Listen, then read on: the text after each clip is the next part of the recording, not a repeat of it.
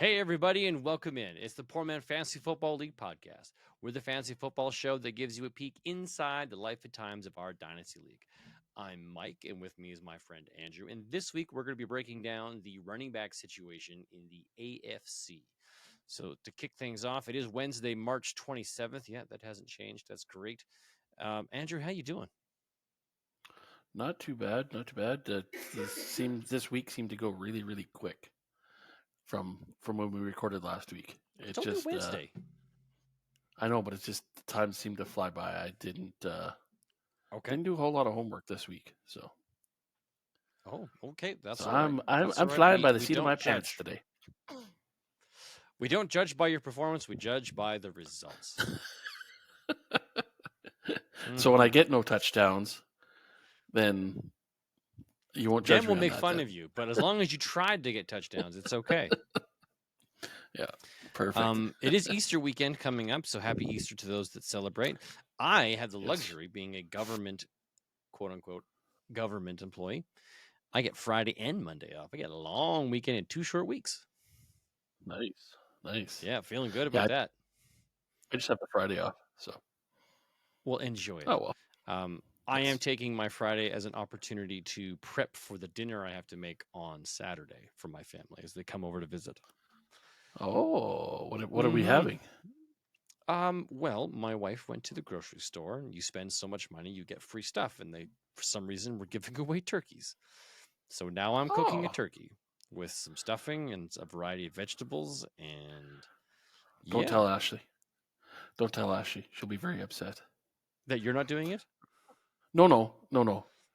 The last 2 Christmases, she couldn't partake in the turkey. Oh. So. Okay. And then she found out because her mom's doing it this year, and for Easter, and they're doing like ham. So she's like, ham is the traditional thing, and I'm not a fan. Yeah. You know what? I'm fine either way. Because you get different sides with each one, right? Like you get with the turkey, you get the stuffing, and the mashed potatoes and the gravy. You know, with the ham, you get like scalloped potatoes or something like that. And the glazed carrots and all that kind of cool stuff for different sides. So, yeah, I'm looking forward. Okay. Well, enjoy. I know we have Friday's nothing. Saturday I do the turkey dinner for my family, and I think they're going to be like a flyby, like show up, hang out for like a couple hours, and then bail. And then we're supposed to do because they're homebody people, and they're only coming because we all couldn't go to my older sister's, which is she usually hosts, and we go there for the weekend. Out at White Court. White Court, yeah. So because we couldn't go for the weekend due to like my niece is moving up to Edmonton here to start school at Marvell College in hair and makeup, and this is the weekend she's moving up to do it. So my little sister couldn't commit, and it would be just me and my wife going out. And they're like, well, if we all can't get together, like, what do you guys want to do? And then the older kids on my older sister's side of the family are now working, so they can't come up. So it's just like, you know what? Let's just get together something real quick and easy. All right, I'll do that. I'll do dinner. Didn't tell them what it was until my wife said, we're doing turkey. I thought it'd be something simpler, like, burgers, hot dogs, something like that. But nope, we're going to do turkey. Barbecue something out there. Yeah. Mm-hmm. And then on Sunday, I'm hosting again, but for my wife's side of the family. And we're all doing like a potluck turkey dinner. Oh, nice. But I can't recycle any of the turkey that I did on Saturday. I was like, I'm going to be left with a lot of leftovers. Yeah. You can have turkey sandwiches for a while, for a long while. My son is going to grow big and buff from all the protein he's going to eat this weekend. That'll help him in his taekwondo classes. Yeah, it's going to be great. Oh, very cool. Very cool. Well, on to some football news. It's been busy. Okay. I didn't think it would be something we would have to talk about, but obviously some changes have happened, and now we have to add it to our discussion. The competition committee. Like, I've never seen or heard so much hoopla over a rule change. Several rule changes. There's a couple things I want to bring up. Yeah, but the one that we're going to jump into, but Like even like when they got the, you know, taking out the below the knee for the quarterbacks, Right. there wasn't a whole lot of hoopla about it. You know, when they introduced the no headshots, nobody was really up in arms about it. But you know, this hip drop tackle is it's everybody is now talking about it. Former players, current players. You know, it's the NFL is being mocked all over the place on social There are some media. good, funny memes out there right now Yes, about this. Yep. yes. You know, funny videos, funny cartoons coming out, um, like funny video cartoons and all of that. That just they're getting roasted for this rule change. And I get the whole, hey, you know what? We're trying to make it more safe for the players. But um, you know, let's just get into it because there was a comment that somebody made, um, which it'll spark a whole lot more conversation. So Okay, why don't we fire away, get man. into well the drop the hip drop tackles, right? Where Let's talk about you it. can't hit a guy at the waist and with your body weight kind of twist and pull him down. That's the new kind of the rule, and it's a 15-yard penalty. And I get, okay, you're trying to don't land on the bottom of the guy's legs because you could hurt his knee. But how are you controlling that?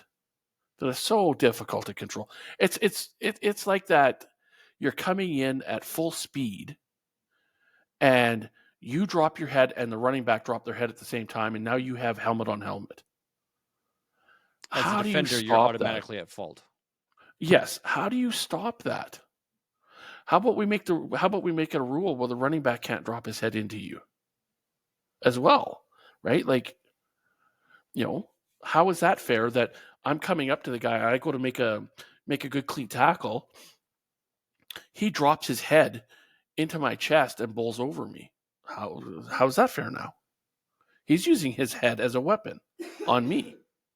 It's not going to give me a concussion, but it could crush in my chest and crush in my lungs if he's a powerful enough guy. You know, in this particular case, it was J.J. Watt that was being interviewed by Pat McAfee, and he was asking about the stuff, and he's like, "This is just garbage. You can't tackle the guy up high. You can't tackle the guy down low. Now you can't tackle the guy in the middle. But yet, an offensive line, and we're doing this for the safety of the the running backs and the wide receivers and the quarterbacks. Well, then how is it legal then that an offensive lineman can chop block me in my knees and destroy my knees? Where's the fairness? It's okay for us to save the knees of the running backs and the wide receivers, but destroy the linebackers and the D linemen's legs. How is that fair? I fully agree. Like it's garbage. I'm in full agreement as well. I'm not a fan of this new rule, and I think people are up in arms not because of the rule, because of the culmination of all of the rules that have restricted defensive players from doing their job. It's Yeah, not. it's going to It be. doesn't look like it's a clear protection of players or the ball carrier. It's more about the increase of the enjoyment of offensive plays. Yes, Can't hit the yes. It's quarterback. what the league is going to become is the All-Star game about 5 years ago, where defenders were just standing around. If the quarterback throws the ball in my area, I'll pick it off. But if not, I guess the guy's going to run for a touchdown because I can't touch him. And you know, there's going to be no. You're going to get games up in the 70s and the 80s now in scoring because, well, I can't tackle anybody, and if I do, I'm getting a 15-yard penalty for it, which is going to move them up the field, and you get fined for it. So, how do I tackle a guy? I don't know. I think it's going to be increasingly hard, and I Yeah, sympathize with every defender out there. I don't yeah, envy the job of defensive coordinators and how they're going to scheme and train and tell these guys, all right, go and and stare down your opponent to get them to stop. Yeah. Or hit them and let's see if we get a penalty. Yeah. Because you know what? Let's just hit everybody, get the penalties, because that'll be easier than letting them get 30 or 40 yards on the play until we can Yeah. cleanly tackle them. Let's just hit them really, really hard, get the penalty, and give them the 15 yards. Yeah. And hit him so hard that you're taking him out of the game because he's hurt, right? Like, Yeah. you're going to create this animosity among the players, and that's kind of what's going to happen. Is you get a guy like with a mentality of like a Lawrence Taylor or a Brian Bosworth, and okay, if I'm going to take the penalty, I'm taking the penalty to the nth degree, and I'm going to rip your head off. So that I'm going to pick you up and I'm going to power bomb you. Yeah. I'm going to hit every part of your body, and then you're never going to get off the field, and I'll get ejected, but at least I sent a message. Yeah. Yeah. And I just like that one there is just kind of it's a joke. It's a joke. I am really curious to see how it's going to play out, how it's going to be enforced, and what that's going to look like. I think it's going to create, if they follow it, the rule as written, it's going to create for some really boring plays. Because some of what we love and enjoy are those big sacks, those strips, those fumbles, where the defenders get that step and are able to stop that play. I want to cheer not just for fantasy standpoint, but for my team. Yeah. And part of my team is the defensive side of the football. Their ability to stop their opponents from moving the ball. Your Lions coach is going to lose his mind every game. Oh man, he's going to be in a straitjacket by the end of the year because how do I coach? My coaching style is get out there and play hard. Yeah, bite some kneecaps. Can't bite those anymore. Yeah. No. Well, mid-thigh, you can bite that. Mid-thigh, so I guess you got to go up to the fleshy part. Okay. I'm going to step on your toes. I think that's still legal. No, because you're tackling below the knee. So you can't step on the toes either. So it's you have to tap them on the tush. It's the tush push. The reverse push them tush over. Push. Okay, so I'm not grabbing you at the waist. I'm grabbing you at the butt. So I'm going to sexually assault you like I'm Pete. Yeah. I mean, I'm sorry. That might have been too soon. Ooh, controversial. Current news. But it's crazy. It's crazy. I would love to hear I would love to get the fans' true opinion on this. If they had somehow were able to collect a poll and say, hey, like from the aggregate of what do you want to see? Yeah, I want to see this is the rule. This is what it looks like. What do you guys think? Just on paper right now, without it being actually run through, what do you guys think? And mine would be like, no, I think this is dumb. I don't want to see this. Because the fans are the ones paying the tickets to pay the league. And, yes, the heart's in the right place for player safety, but you're going too far with it. It is a violent sport. Just like hockey. It is a violent sport. It's a contact sport. Let there be contact. Yes. And one of the big things that they're mocking them about, and it's just a timing thing. NFL is going to be new flag league. Yep. They're going to make it flag football. And that's what everybody's saying. Like and there was even one that went so far as, okay, 2026, the new flag league. And then the ref throws a penalty flag in the air, and the guy's like, "What did I do? What did I do? I took the flag." He goes, "No, you took off both the flags. That's too excessive." That's too excessive. So that's right. Now that's a 15-yard penalty. Video. Now, yeah, like come on. You can't take the flags off both sides. You got to take just one because you took two. Yeah. That's a penalty. Yeah.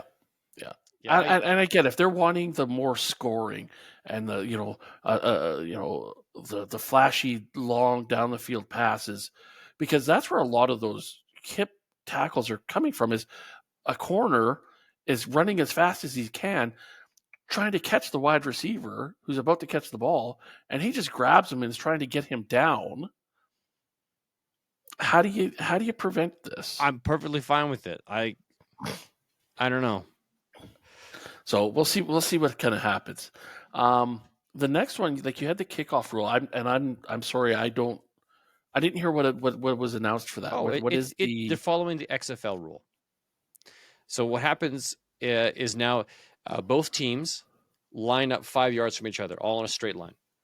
The kicker is okay? still kicking from their 40, and now there's like a from the goal line to I think the 20-yard line is the kicking zone.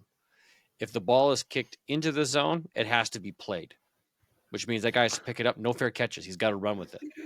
The Oh no, moment he oh, I touches the love that. ball, both teams get to move. Until then, Okay. both teams just stand there and essentially wait for that ball to be touched. Once it either hits the ground or is caught, it's live. Okay. Okay. Now, if it bounces out, depending on which direction it bounces out, it moves the team either to the 40, to the 35, or the 30. Okay. So if they kick it all the way through the end zone, like a touchback, you come up to the 40. If it hits and goes out the side, you go to the 35.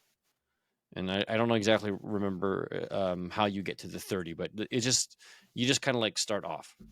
So in theory, it creates opportunity for a safe return.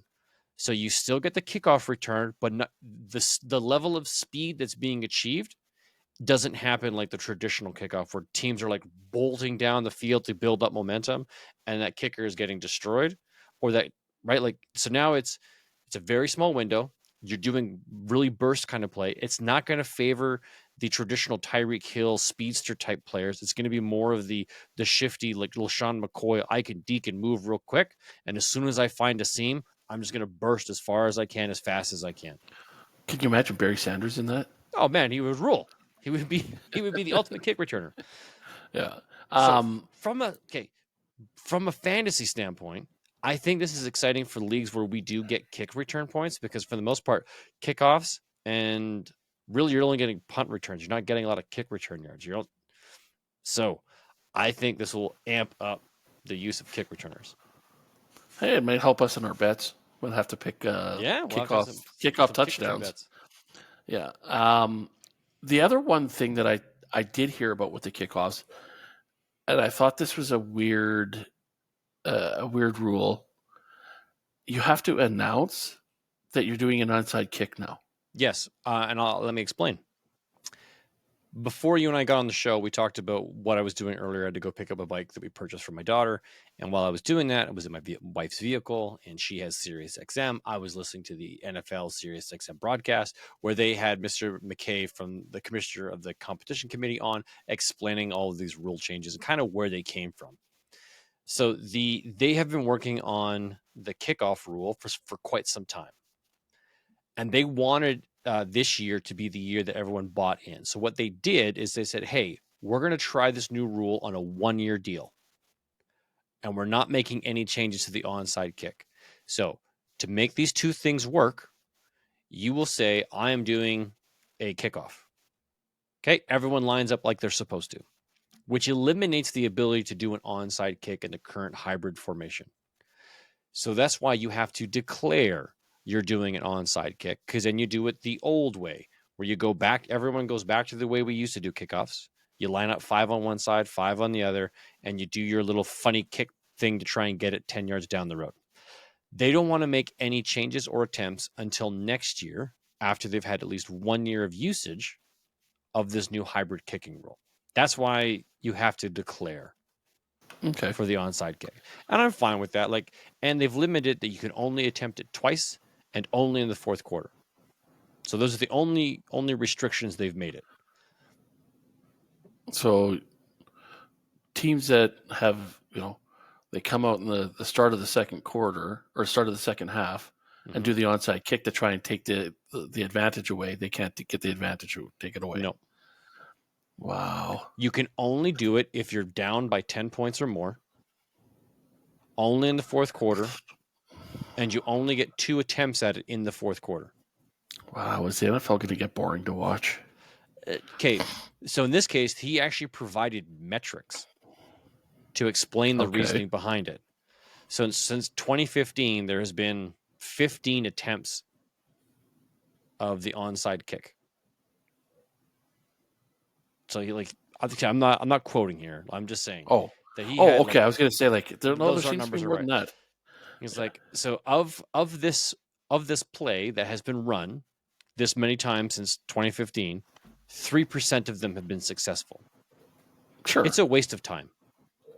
It's exciting, but a waste of time. Now, we want to get that to a 10 to 12% chance of success. Anything more than that, and we think it's too, he said draconian, that was the word he used, in that if you're winning the game, you should have the ability to win that game. And you shouldn't have to have it stolen from you from this type of a play. But if a team is going to risk it, they want a small chance, not an impossible chance, because to them 3% was like, it's not worth it. Like, so we need to make it somehow competitive, and they feel a 10 to 12% chance of success is right about where they want it to be. Okay. So expect next year for them to come out with some kind of change to the onside kick, whether it's an actual onside kick, or I don't know which team proposed it, but the fourth down from the 20-yard line. So you have fourth and 20. Okay. So if you don't make those yards and you don't make it in one play, well, that's it. Yeah. And we get the ball where you downed it, and we carry on.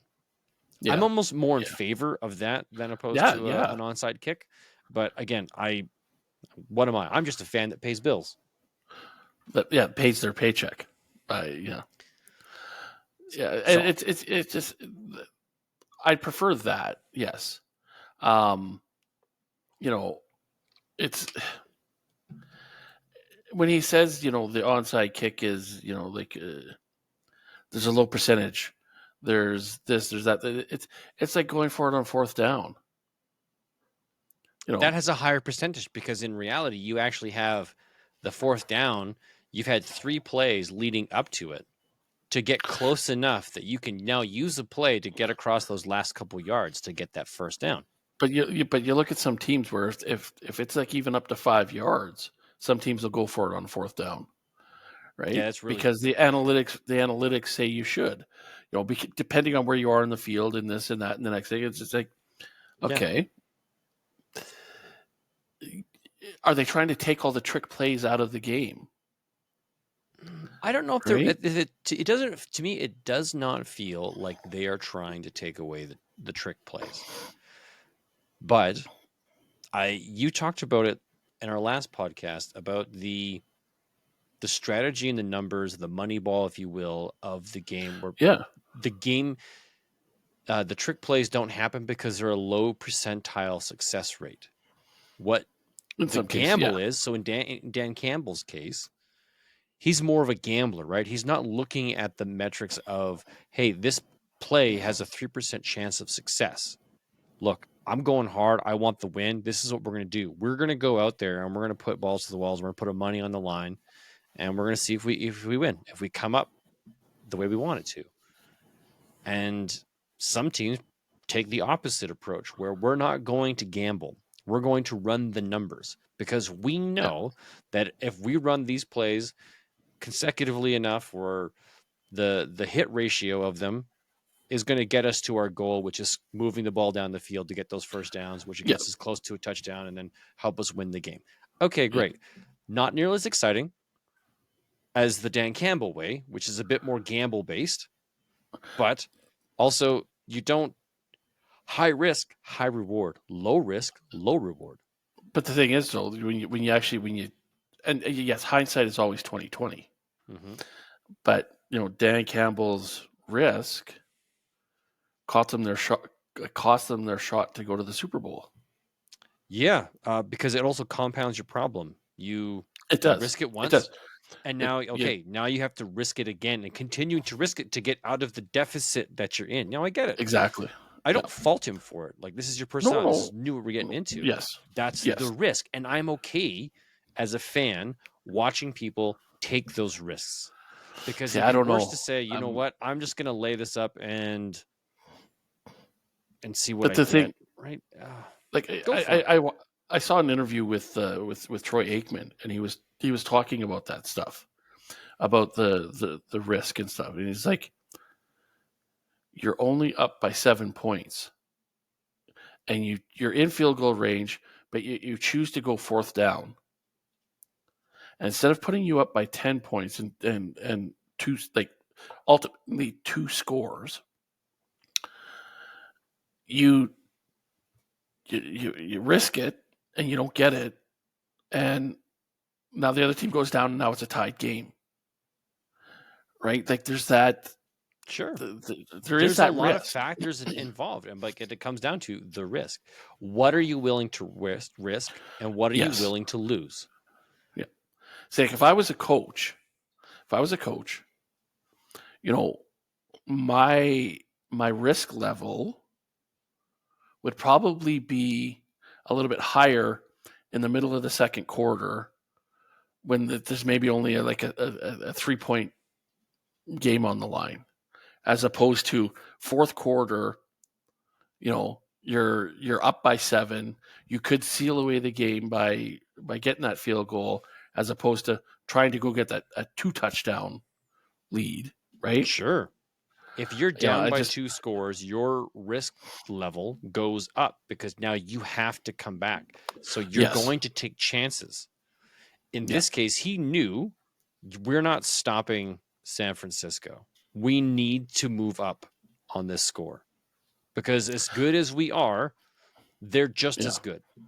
yeah, And but that's part of the game. So in this case, yes, when it comes to the onside kick rule, sure, it's a low chance. I'm curious to see what they end up doing. Should be fun. yeah, yeah, Other rules that happened, they moved the trade deadline to the Tuesday after Week 9, which makes sense because they have extended the league by yeah, one additional game, and it looks like they're going to add another additional game in years to come. So it makes sense to be at that halfway point.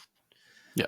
Makes They sense. also announced they're going to do a double header on Christmas, which is a Wednesday.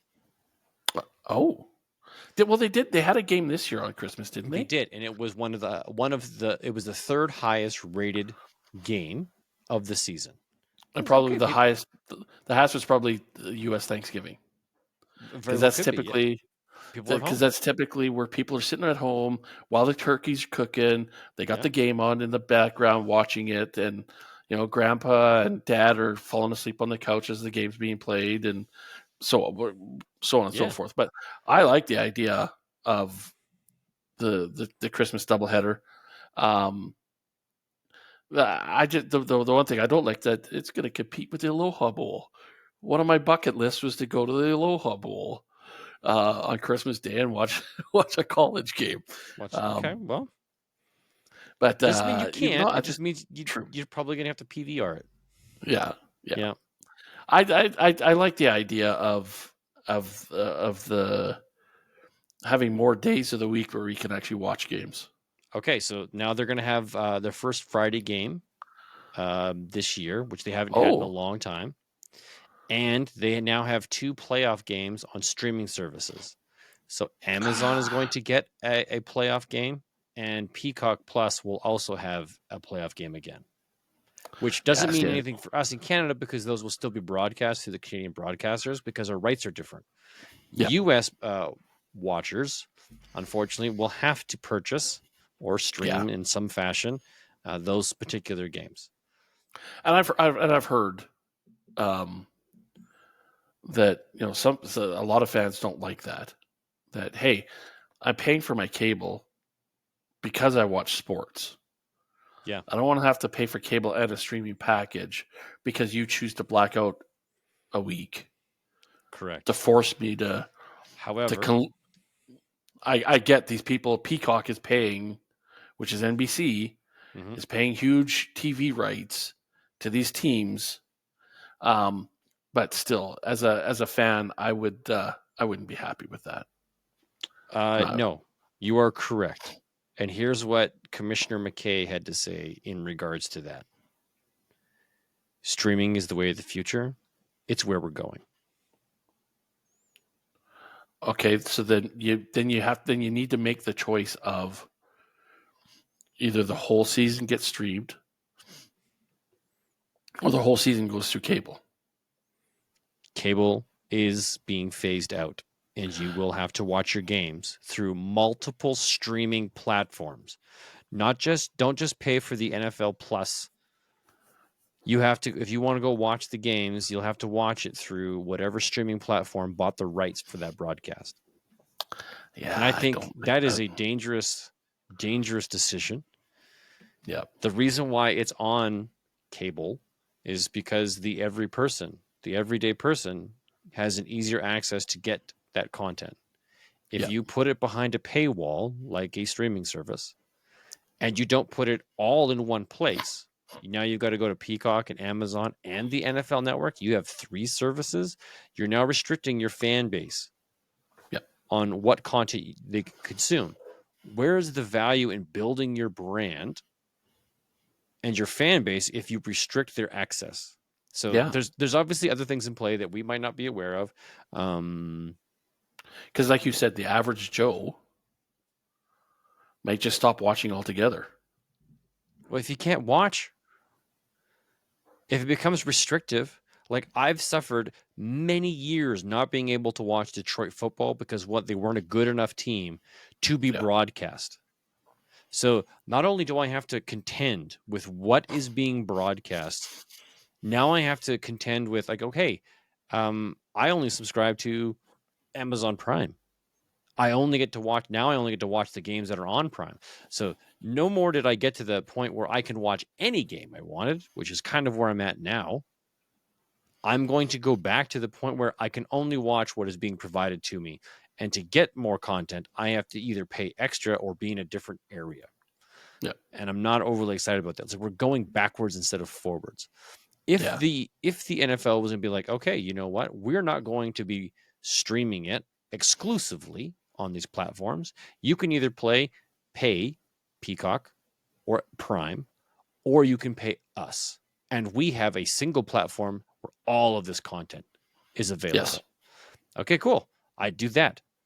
I would get the NFL Plus or the YouTube NFL Plus package, whatever package that exists out there. I don't I don't want to be restricted on the games. And at that point, I better be able to pick which games I want to see. If I don't want to see Cleveland, Baltimore, I want to see Yeah. Cincinnati, Pittsburgh, I better be able to have that choice. Like with cable, you really don't have that choice. You're just watching whatever the network is going to put on that week. But I don't. Yeah, they're going down a slippery slope, and it'll be interesting to see how it evolves. Like Yeah, I it will be. don't. I'm not a fan of that kind of platform. Which is just going to be, let's wait and see what happens, and hopefully, collectively, Yeah, the fans, which we might have to unionize. I'm making a joke here, but the players have unionized, the ownership essentially have unionized. Maybe the fans need to unionize and gain some control over the sports we love. yeah. So we will strike and not attend games and send the message And force the players not to cross our picket line. across the picket line. Go inside the stadium. Nobody else is going to be there Yeah, because the unionized fan base is saying, no, you guys aren't doing this anymore to us. If you want to yeah, have us a part of your game, here's our demands. yeah. Essentially, All right. Last little bit of news here, more of a rumor than news. Dak Prescott and the Cowboys are not talking about an extension. It is a contract year, and they have both amicably decided not to talk about the extension. so Is the that an writing's on the wall. indication Dak Prescott could be testing free agency? Like, why? Sure, you might not have the opinion that he's an elite quarterback, but I think he's a franchise quarterback. I think he's a quality quarterback. Is it a money thing they're not willing to invest in? Are they willing to go back to the well and see if they can find somebody? Oh, it makes me all kinds of Yeah, nervous for Dallas. I I think the expectation has been every year. This is our year. This is our year. This is our year. And he's been at the helm of Dallas for what, 7 years now? Sure. 7, 8 years. Yep. And there hasn't been a Super Bowl ring on his hand yet. Nope. They haven't. So at what point do you say the experiment is over? From a fantasy standpoint, he is one of the top guys. He puts up a lot of points, but they don't win. They don't win when it counts, and that's kind of the joke about the team and the whole division. Hey, we're happy being in second place in the division behind the Phillies, and we make the playoffs and lose in the first round. Right? That's their MO right now. Right now, that's what it is, and it's kind of crappy, disappointing. Yep. And the fact that it made no moves, no plays at all in free agency this year. They lost players. It's like, so are you guys going to use the draft to refill, or are you guys just looking to kind of blow this up? I think it's going to be a tiny little bit of column A, and if A doesn't produce, then B will be column B will be the inevitable. It's going to get blown up. Okay. And I think, like, realistically, his stats say pay him Mahomes money, pay him Baker Mayfield money, or not Mayfield money. Cleveland. Deshaun Watson money. Watson money, like no one deserves that money. No, nobody does. But when you're going to start comparing stats and this is how many yards I'm throwing, this is how many touchdowns I'm better than Deshaun Watson, so I better get that money. I'm up there with Mahomes. I'm up there with Lamar Jackson, all those guys. So I deserve that money. But Dallas is, I think, saying, whoa, wait a minute. You haven't taken us to the promised land yet. So we've banked on you twice now. We've given you 2 contracts. Now, this is your year to get us there. Or at the end of the year, go test the free agency market. If somebody's going to offer you that crazy money, take it, and we'll figure out what we're going to do. No, they'll probably slap that stupid tag on them where they get 2 first-round picks. Maybe. Yeah. Or maybe they trade them. Or maybe they trade them. But maybe what they're thinking is he's getting into the twilight of his career. Instead of us paying him even $30 million a year, we can go get somebody younger who we can test to see if they'll work at a much lower rate. Right? You look at like a Love. His first year as the starter, he did pretty good. Mm-hmm. Right? So, if they went after something like that. Okay, this just in. Dak Prescott has a no trade clause and can't be tagged as per his contract in this contract year. So if no deal is done, then he will be able to be a true free agent, unrestricted free agent in 2025. But is he going to become the Russell Wilson of the league, of the future? That he's only 30. Yeah, but still, he starts moving around, and really, he wasn't as good as everybody thought, like Wilson. Which isn't always easy to be able to move from one team to another and continue to find success. Yes, 100%. We see this in running backs and wide receivers. So it's no different than quarterbacks. If you're not in the right system, you're not in the right system, and you're not going to be successful. So we'll see how it rolls out throughout the year. If he gets really, really hot and they're the undefeated 3/4 of the way through the season, maybe they will start talking again. If they're dead last because they didn't make any changes, well, maybe they'll just let him walk. So be it. Sorry. Yeah. It's one of those things. Your time is now. Prove us wrong. You got the platform. prove us wrong.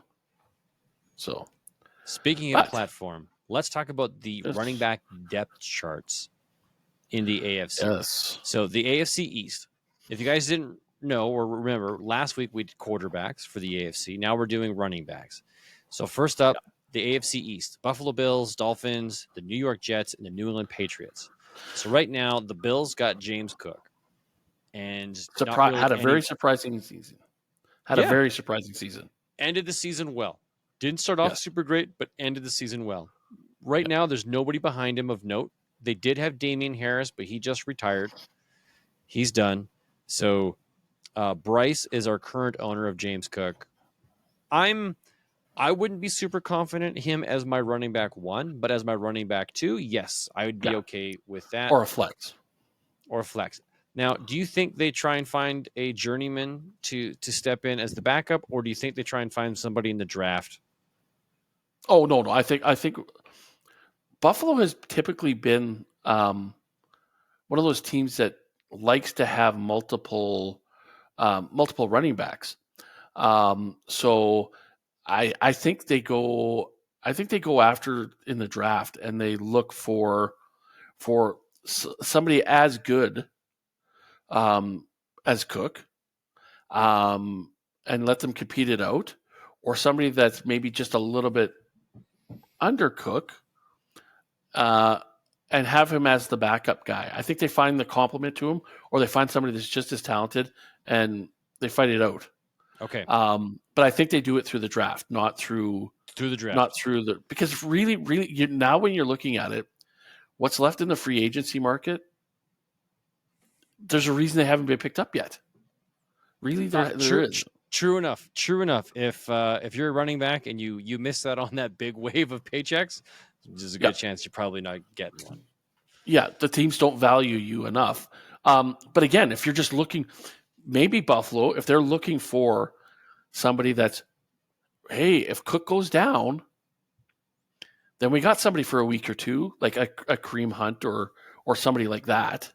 Sure. I think they're probably going to find a veteran before they find somebody in the draft. That's my take. Or maybe they wait to see what happens in the draft and then go after the veteran if they don't get what they want in the draft. Very well could be. Sign somebody that same day. Miami Dolphins, they've got Devon Achane backed up by old man Raheem Mostert. I don't think there's really much of a change here. I think they kind of run with what they got. I think they have Salvin Ahmed also on the depth chart.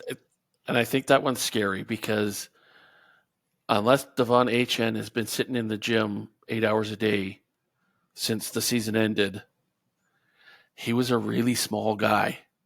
I don't think he'll stay small. Hurt. And he was absolutely dynamic when he was on the field, which is he was great on the field. But if he gets hurt, he's a small guy. Sure, but I guess, hey, great. The new tackling things will help him. He'll be able to bust out the 100-yard runs all the time. So correct me if I'm wrong. Then you're of the opinion that Devon Achane has a higher risk of getting hurt. Would you own Raheem Mostert then? Oh, he's still on the roster. I would consider it. Yeah, I would consider it. I would, because it's, again, if Achane goes down, who else do they have? They just got Mostert. But Mostert's great when he's playing. They both had crazy games last year. Yes. Both had injury issues. Both never really available at the same time for long periods. So, Bryce again is the owner of Devon Achane. I would almost, like, even from a Miami perspective, I'd say who's the hotter hand. Mostert's not that far behind. No, they can ride the hot hand, but I don't know if they're going to do anything to address their depth chart here. I think this is it. I don't think so. Yeah. No, I think you're right. Okay, New York Jets, Breece Hall. Clear number 1. I don't think there's any contention here.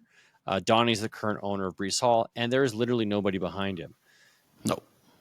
And it's they need to go get somebody. Okay.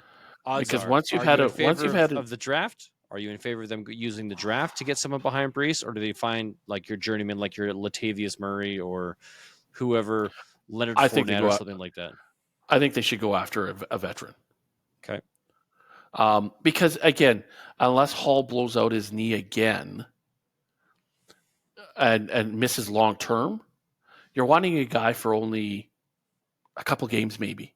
Oh, I twisted my ankle. I got to miss a game or two. You want to spell him out. You want to give him a break, but you want to at least have somebody reliable enough. Yeah.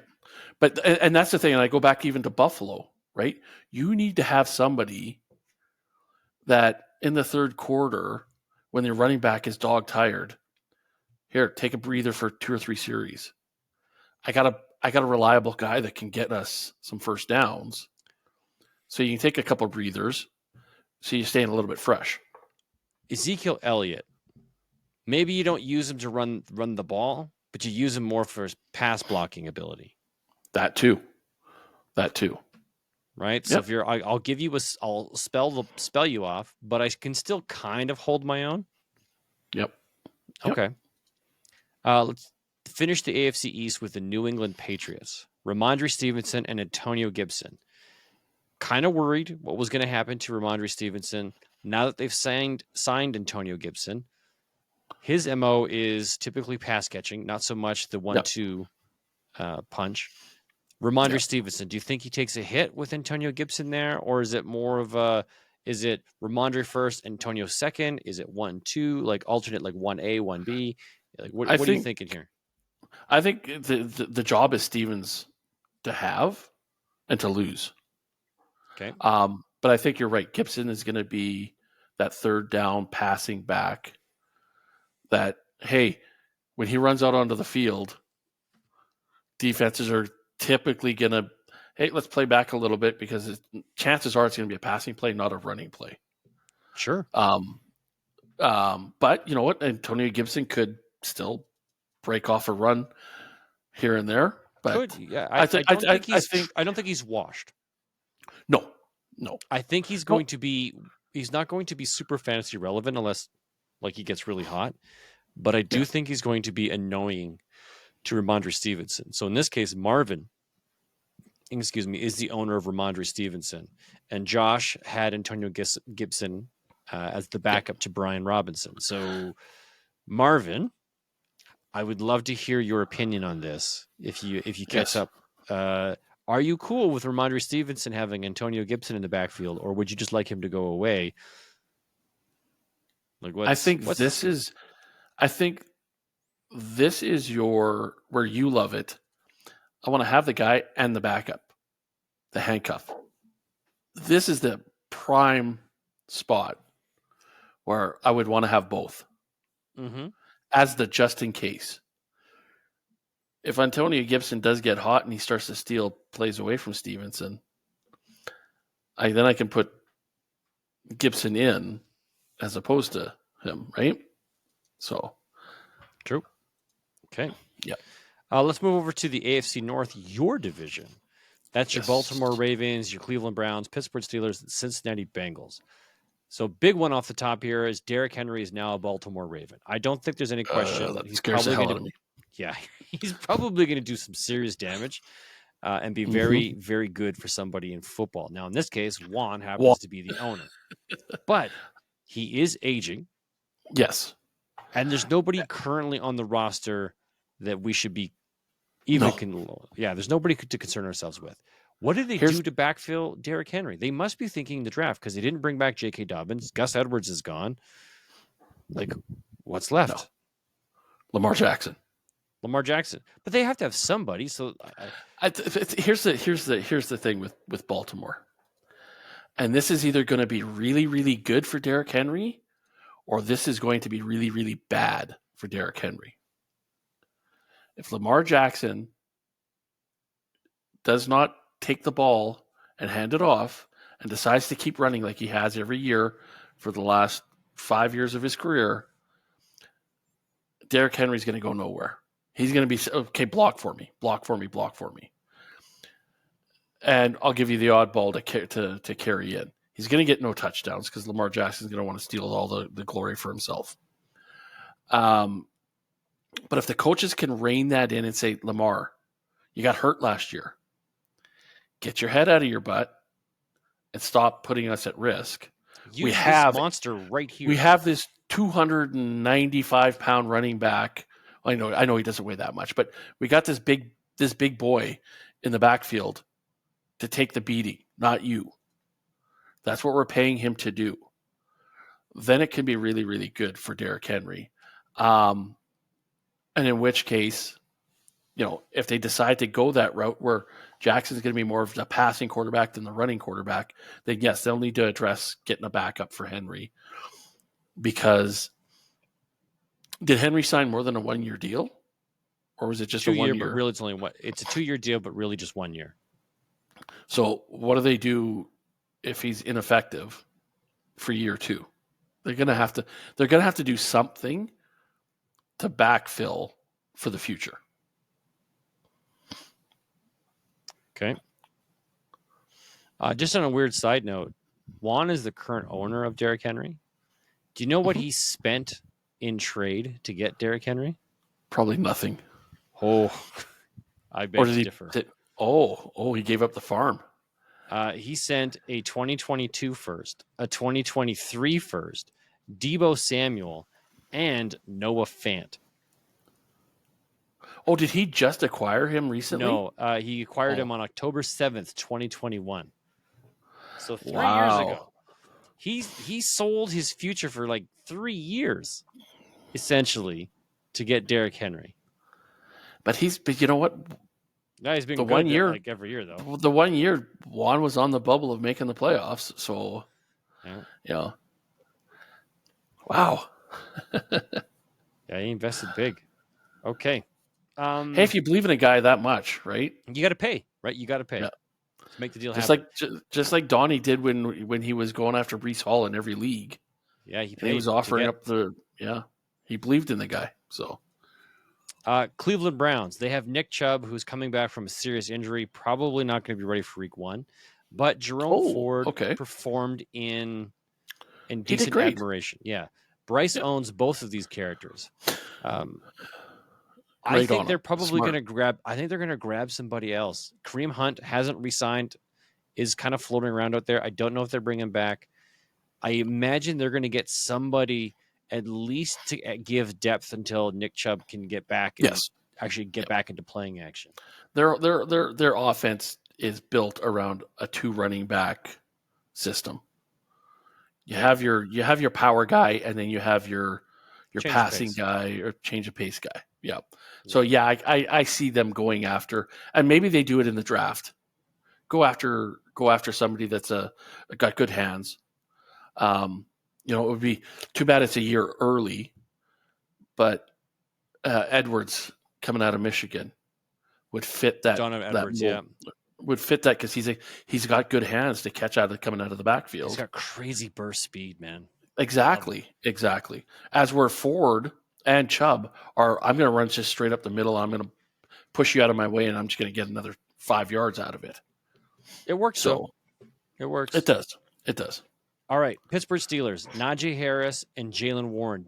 Jaylen Warren did start to surpass Najee Harris with the number of touches he was getting. Now, in our case, Slick is the owner of both.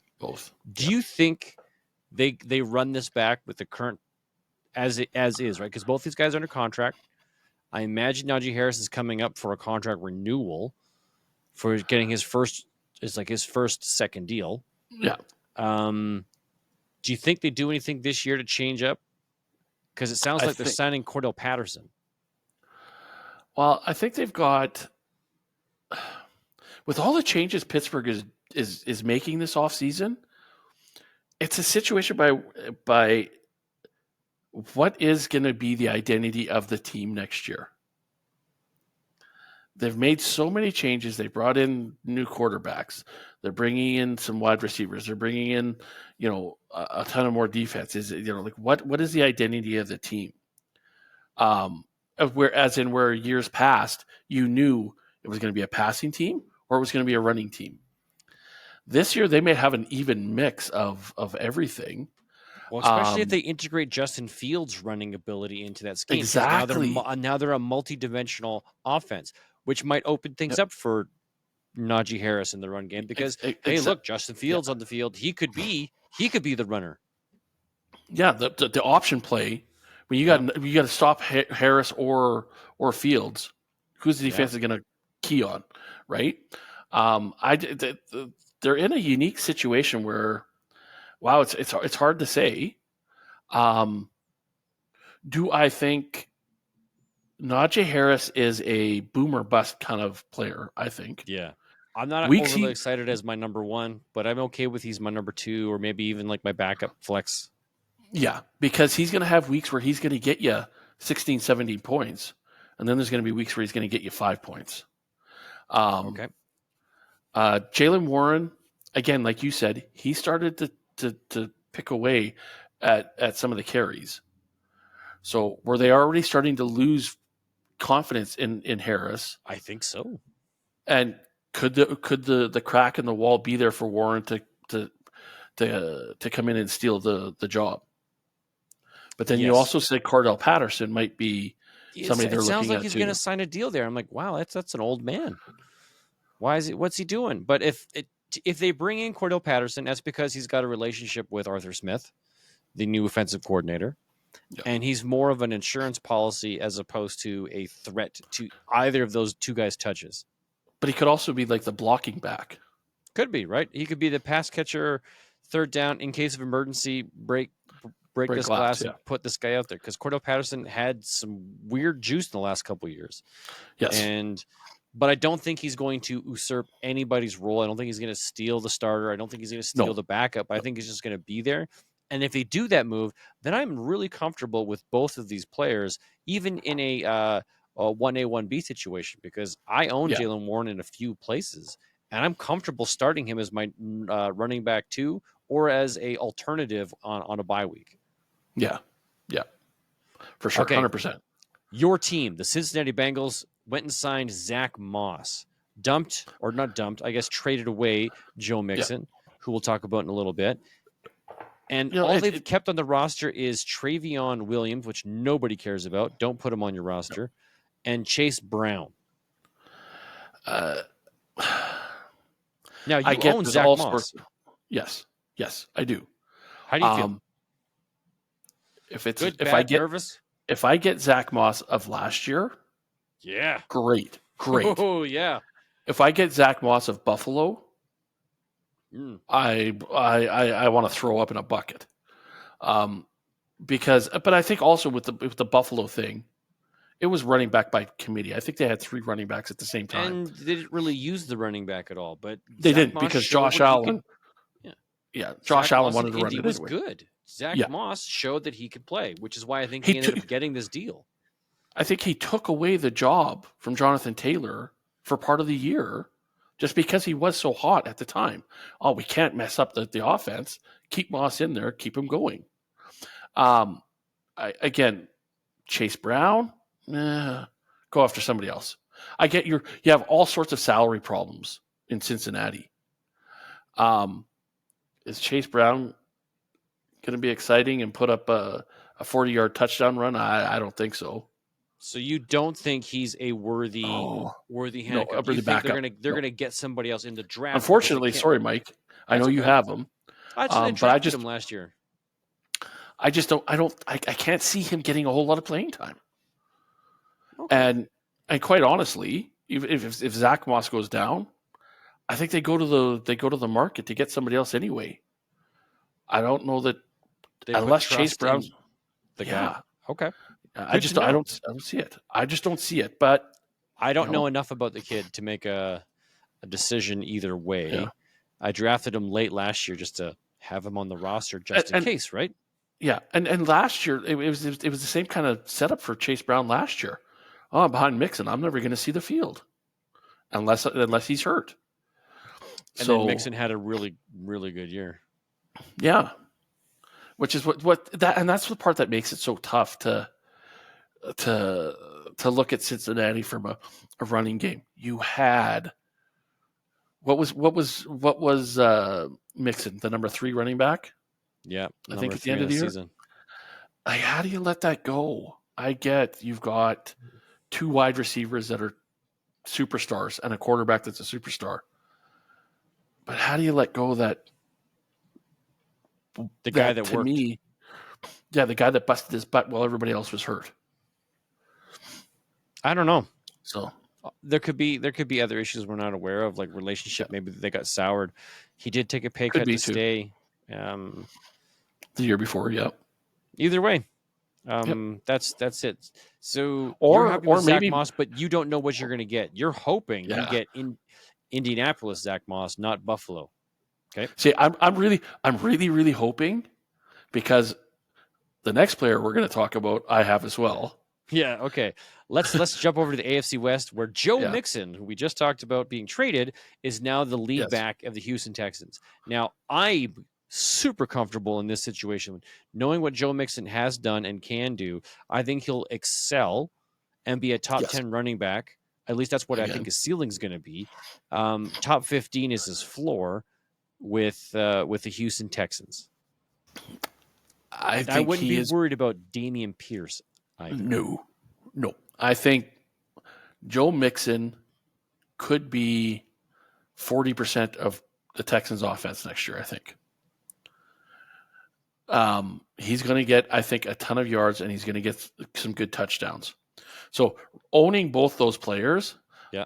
I really hope I get the Zach Moss of Indy, and I get an even more, because I think with Mixon, he was pushed down because of Chase and Boyd, so he didn't get as much touches as he could have. But he made the I most think of it. now, but he made the most of it. I think now the offense is going to more funnel with him, and he's just going to get that much more from a fantasy standpoint. Okay. I'm I agree that. very, very happy having both those guys. And then Pacheco as my Okay, well, let's my not other jump running too far. back. Let's not jump too Yeah, far ahead here. Okay. yeah, I think Joe Mixon will have an elevated presence in this offense versus his yes, time in Cincinnati. yes, Because we, as much as we love Tank Dell and Nico Collins and whoever else they do decide to bring in, those guys haven't reached that elite status like T. Higgins no, and Jamar Chase did. So exactly. he's just from that point alone, I think he'll have a stronger presence in this game. And I Now, think sorry to cut you off there, yeah, but I think what he can do on the field will elevate the Nico Collins and the rest of them, establish because the now run, the pass will be there. the linebackers will now have to start cheating in to make sure Mixon doesn't break off a run on them. So that's going to open up the field for less two on ones for the wide receivers, which will help them grow their game as well. So I think him going there is a win-win for Houston. Okay. Now, this division, the AFC West, happens to be the one I think I'm most excited about in the AFC from the running back standpoint, because Yeah, Jacksonville's bringing back Travis Etienne. They have Tank Bigsby from last year, who didn't really do much. So I think it solidifies Travis Etienne starter, yep, which Slick is the current owner of. Marvin, who so far hasn't really shown that he's got running backs to own yet. He's got the backup in Tank Bigsby. I think that's a good handcuff to have. it is. I I don't think think he's a they're big shopping boy, around looking and for anybody else. Tank didn't really get a chance to carve out a name, and hopefully no injury occurs where he gets that opportunity and he just like does it the natural way where he just earns it. But I'd be happy as a Travis Etienne owner as my starter, Tank Bigsby as my backup. I think we're good here. yep, fully Indianapolis agree. Colts, however, Jonathan Taylor, locked in starter. This is where Marvin actually has a running back. This is his guy. The backup is kind of confusing to me because now with Zach Moss gone, Evan Hall is quasi the next guy up. And to me, he's kind of like Chase Brown. I don't know much about him. He was picked up, but didn't really get a chance to show. Do you think they run with Evan Hall as the backup? Or do you think they go out and get somebody either in the draft or they try and find a veteran? Wow. I think all their eggs are in Jonathan Taylor. So maybe they stick with Hull Okay. until in the event of a major injury to Taylor, then they throw Hull in, see how he does. And then go sign somebody off of waivers. Yeah, because if Hey, Hall Kareem can't, Hunt, come over here. yeah, if Hall can't cut it as the full-time workhorse, then yeah, Chubb come play with us for a little bit and spell off Hall. And hey, Chubb, if you mean Kareem Hunt or Hunt, sorry, if you are that and a side of potato chips, like you say you are, then steal it away from Hall. Right? That's an old reference, man. All that in a bag of chips. Yes. That's awesome. Okay. Then the Tennessee Titans. They signed Tony Pollard. Not overly excited about that. And then Tajay Spears, who, because of the lack of cartilage in his knee, he's already on a on a short, not a short lease, but like his expiry date is coming, and I can see them doing something. His picture on the milk carton is getting clearer and clearer. That's a good analogy. I like that one. The picture on the milk carton is getting clearer and clearer. It's the Titans. I think the Titans are going nowhere. Ooh. From a Pollard perspective, he just went for the cash. Yeah, why wouldn't you? So Calvin Ridley went there for the cash. Yeah. If you're going to pay me this amount of money, I'll come here and try and if you're gonna throw a basically a bank at me, then fine. But Pollard did nothing in Dallas last year. He's going to do nothing in Tennessee this year. Tajay Spears, like you said, you might as well get one of those chairs that go up and down your stairs. He's that far away from not being able to do the stairs. Yeah. It's but it's the Titans. They're not they're looking at dead last, I think, this year. In the NFL. Overall. Okay. When we go to do our team picks, I think I've got them. I can't think of another team that would do worse than them this year. Okay, well, I look forward to having that discussion. I have not done my analysis yet to kind of think of where, but I think this is going to be fun. Which, by the way, if you're listening to this and you're hearing, we are looking for a third person to join into this conversation, to explain what's going on, not to take too much time out of it. We are going to do, I think, 4 touch points throughout the year. Some point right after the draft, we're going to say, hey, here's who we think are the top 5 teams, and here's who we think the bottom 5 teams are. Yep. And then as we get to week 1 or something, we'll do another touch point and say, hey, now that we've had some time, do you still think who your top 5 teams, what changed? And then your bottom 5, what changed? And then we do it again during the season, and then like towards the end of the season, say, hey, how did we fare? What did we think? Through whose crystal ball was the clearest? Yeah, exactly. Yeah. And it's more for the its and giggles of it all. So if you would like to participate and be that third person, you just hit up Andrew and I, portmanfootball@gmail.com, or inside our group chat. You can find us at andpray, ANPRY, or me, Go Guy Go. Yep. Okay, last division here, AFC South. That's the Chiefs, the Raiders, the Broncos, the Chargers. It's going to be kind of weird. Isaiah Pacheco or bust. You own Isaiah Pacheco. I think he's going to remain the number 1. I don't know if they invest a high draft pick, but I think they will draft somebody. They let Clyde Edwards-Helaire go. They don't really have anybody. I know who I want to see go. Blake Corum? Yep. Okay, well, I realize as Michigan fans, you want to see Blake Corum go into every possible good situation, but yes. Here we are with Isaiah Pacheco. I think no matter what they do, I think he's pretty locked in as their guy. He's great at pass protection. He's good at running. They just need someone to offer as a real backup. So, but could you imagine him and Blake Corum on the same team? Because their attitude is the same. I'm gonna bust up the middle. You hit me, and I'm just gonna bounce up and like you were a fly. Going. Yeah. You can't hurt me. They both have that same type of mentality and play style. I would love to. They need to get somebody. They can't just run with Pacheco. So whether draft or picking up somebody, we'll see what happens. So if they draft somebody, regardless of who it is this somebody you're probably going to try and get as to the handcuff? Because there's a good chance that whoever they draft could get playing time if Pacheco gets hurt, right? Yes. Okay. And yes, you're right. It would be it would depend on who they drafted. All right, and what kind of round? If they went to like a 6th or 7th round draft pick, you're like, well, this guy's what's the point? Because at that point, then you would think If Pacheco goes down, they're going to the market to get a free agent. Exactly. And yeah, so. All right, Raiders, Zamir White. I loved how this has played out so far. Zamir White, currently owned by Donnie, is sitting here as the number one spot. Like, he's taking over the role. He did a relatively good job last year in place of Josh Jacobs. They signed Alexander Madison, who did nothing for the Minnesota Vikings. So I'm not concerned about his role and what he's going to do. My only concern now is if Zamir White can make it through the rookie draft. If they don't draft high, I think anybody who owns Zamir White, like, this is a great own. He has the opportunity for, this is his team. Yeah. You know how most teams are at least for a year.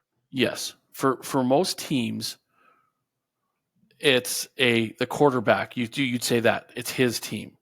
It is a Patrick Mahomes team. You don't say it's Pacheco's team. I think Zamir White has the opportunity to say, guys, get on my back and let's rally together, and I will take you to the playoffs. I'm not taking you to the promised land, but maybe I can take you to the playoffs. Devontae Adams might have something to say about that. But who's throwing the ball? Gardner Minshew at this point. But they could easily go out and try and move up and get somebody in the draft, yes. right? Yeah. And that's where you were talking. Depends on what happens with the draft. Mm-hmm. But if it's Gardner Minshew truly being their quarterback, Zamir White better be in the locker room saying, guys, get on my back. I got you.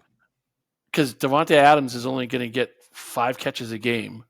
And unless he busts those out for 60-yard touchdowns every time, we need somebody else to get yards. Somebody else has to get us touchdowns. So, offensive line, help a brother out, and I will take care of you. You take care of me. Okay. Right? Like, I think he has the opportunity that he is the guy, and he steals that limelight away from Davante Adams. Oh, all right.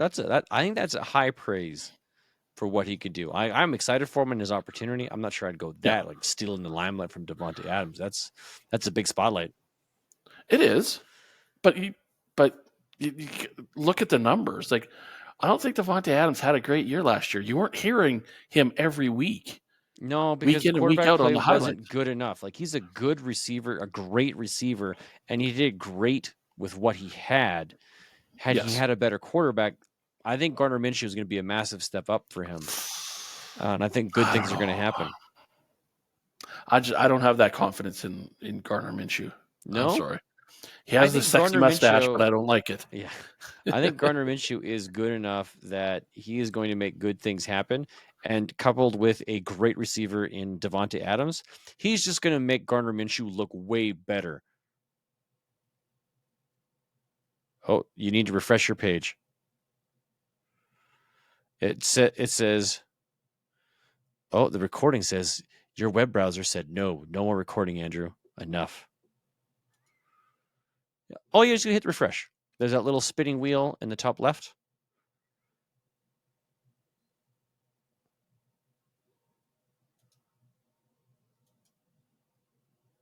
And hopefully he comes back, because it kicked him out, which I expected. But hopefully, and I do mean hopefully, he's able to come back. Gonna see if. Bear with us, folks. That was weird that it did that. I wonder why. Bad connection. Oh, there he is. Here he is. He's back. Okay. Let that warm back up.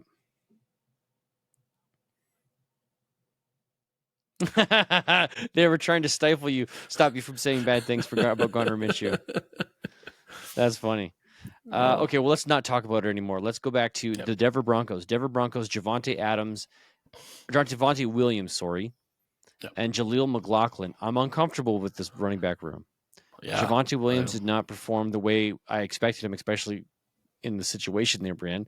I think they're going to rely even more on him because they don't have a quarterback. They don't really have a receiving room anymore.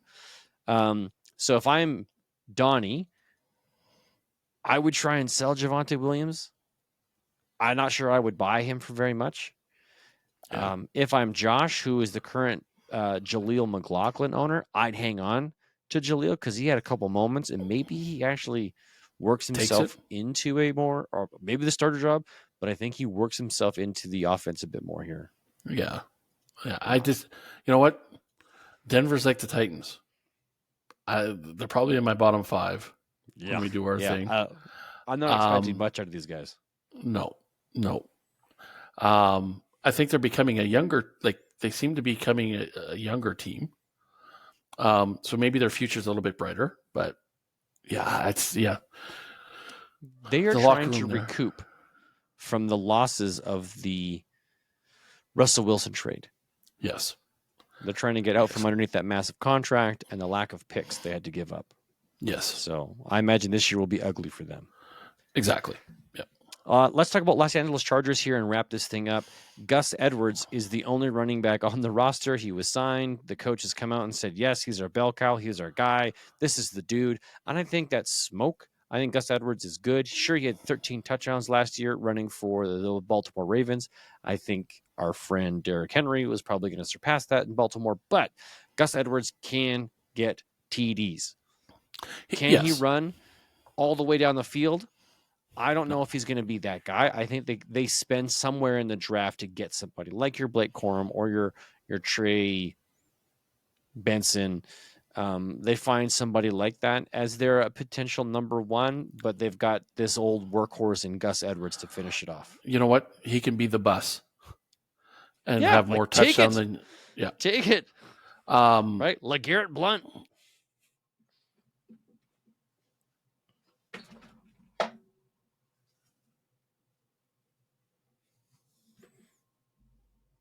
Oh no. Okay. Well, I'm not sure what's happening. We're just going to keep rolling. We'll wrap this up here, right here. Gus Edwards, it's good things happening over in the Chargers land. Maybe, not maybe. I have no idea. As much as I like Jim Harbaugh as a coach, I'm not sure what he's doing or what's happening in that particular environment. So hopefully the best.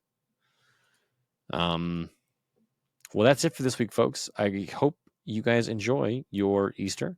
If you come back next week, we'll be doing the wide receiver situation breakdown here on the Poor Man Fantasy Football League podcast. That's a week from today. So come back next Wednesday. Well, let's bring Andrew back in one last time to say goodbye to everybody. Is he coming?